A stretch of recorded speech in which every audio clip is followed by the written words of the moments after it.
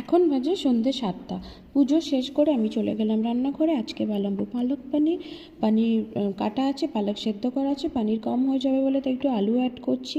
মশলাটা কষিয়ে নিলাম পালক দিয়ে, তারপরে কষা হয়ে গেলে এর মধ্যে পনির দিয়ে দিলাম, ঘি দিয়ে কষিয়ে নামিয়ে নেব। ততক্ষণে আমি নেক্সট ডে মর্নিংয়ের লাঞ্চের জন্য প্রিপারেশান নিচ্ছি। পনিরটা খুব সুন্দর হয়েছে, খুব টেস্টি হয়েছে। এখন আমি চলে যাব আমার স্কিন কেয়ার করতে। এখন বাজে রাত 11টা।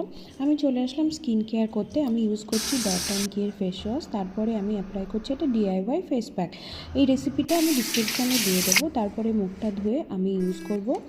মুখটাও মাউথ ওয়াশ করে নিলাম। তারপরে অর্ডিনারির একটা ভিটামিন সি এর লোশন লাগালাম, সিরাম লাগালাম। তারপরে ওলের একটা নাইট ক্রিম লাগালাম। একটু জেট্রোলাটে ম্যাসাজ করে নিলাম। প্লামের একটা আই ক্রিম লাগাচ্ছি, আর নাইকার হ্যান্ড ক্রিম লাগিয়ে বোরোলিন লাগিয়ে নেবো ঠোঁটে।